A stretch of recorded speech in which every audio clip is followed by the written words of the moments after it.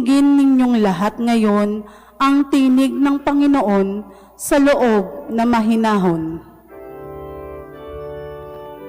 Hallelujah, Hallelujah, Hallelujah. Hallelujah, Hallelujah, Hallelujah, Hallelujah.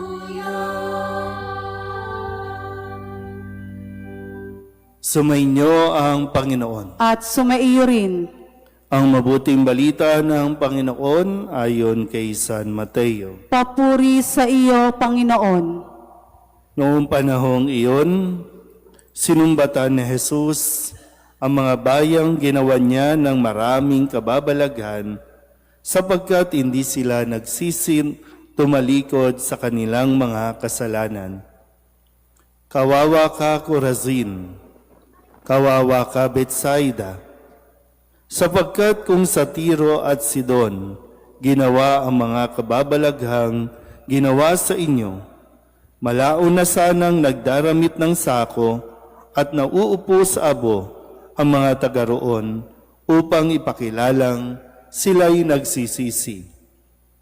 Ngunit sinasabi ko sa inyo, sa araw ng paghuhukom ay higit na mabigat ang sasapitin ninyo kaysa sasapitin ng mga taga-Tiro at taga-Sidon. At ikaw, Capernaum, ibig mong mataas hanggang sa langit? Ibabagsak ka sa Hades, sapagkat kung sa Sodoma ginawa ang mga kababalaghang ginawa rito sa inyo, sana'y nanatili pa ito hanggang ngayon. Ngunit sinasabi ko sa inyo, sa araw ng paghuhukom ay higit na mabigat ang ipaparusa sa inyo kaysa dinanas ng Sodoma. Ang mabuting balita ng Panginoon. Pinupuri ka namin, Panginoong Hesukristo. Isang magandang gabi po sa inyong lahat. Tayo po ngayon ay Martes ng ika-15 linggo sa karaniwang panahon. At sa atin pong Ebanghelyo, narinig natin ang mga salitang ipinahayag sa Ebanghelyo ni San Mateo na sinumbatan ni Jesus ang mga bayang ginawa niya ng kababalaghan. Maraming kababalaghan. Sabihin niyo nga po, sinumbatan. Pag sinabing sinumbatan, ano ba ang nararamdaman? Ano ba? Kayo po yung manunumbat. Ano ang nasa salobin? Ano ang damdamin? Bakit aabot sa punto na susumbatan mo yung isang tao? Bagamat dito sa ating Ebanghelyo, sinumbatan ni Jesus ang bayan.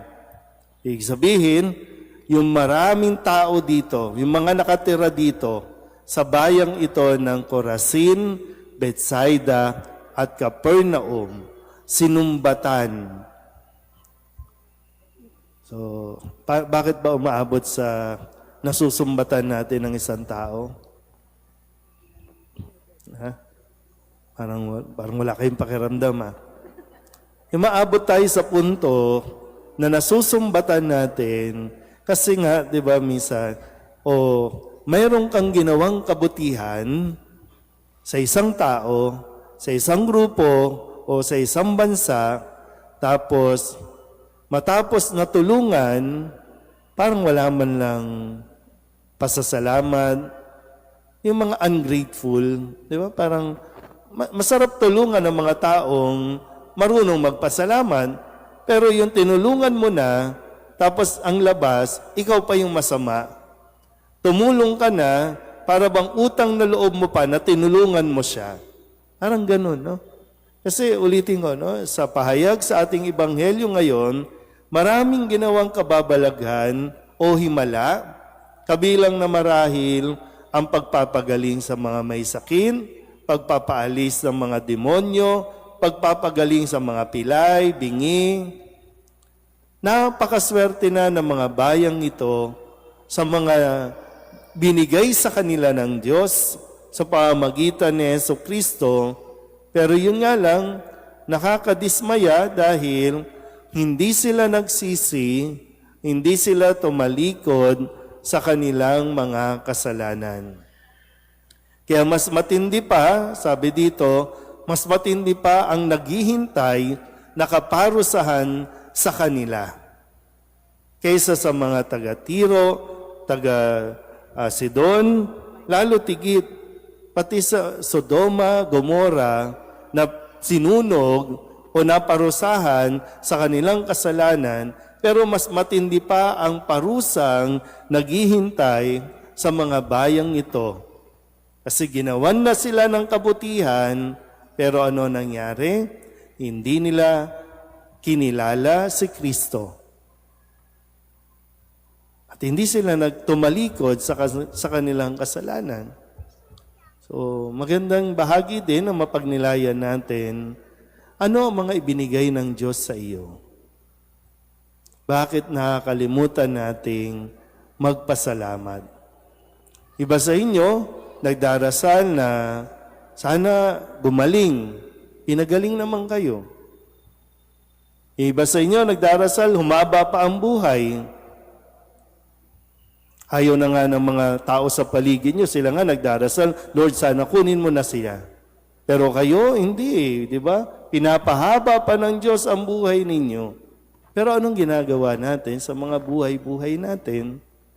Baka kasi, di ba, parang sabi nga, no, sayang kung sa Tiro at Sidon. Baka, alam mo yun, yung kapag sinumbatan ba tayo ng Diyos, anong aspeto o bahagi ng buhay natin, bakit tayo masusumbatan ng Diyos?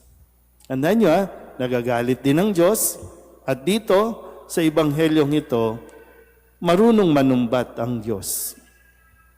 Kasi kapag may kailangan tayo, talagang ang babait natin. Kapag may sakit tayo, ay talagang dasal tayo ng dasal. Pag pinakinggan na tayo ng Diyos, wala na, nakalimutan na. Sa bansa nga lang natin, di ba? Kinaiinggitan tayo kasi talagang napakaganda ng bansa natin. Kung yung mga biyayang ibinigay sa bansang ito, ibinigay sa ibang bayan, sabi, baka mas maayos ang buhay. Tayo, anong ginagawa natin? Sinasayang natin ang mga biyayang ibinibigay ng Diyos. Kaya nawa, no? Huwag nawang umabot sa punto na tayo ay susumbatan ng Diyos dahil sa atin pong mga pag-uugali. So, tingnan nyo lang, no?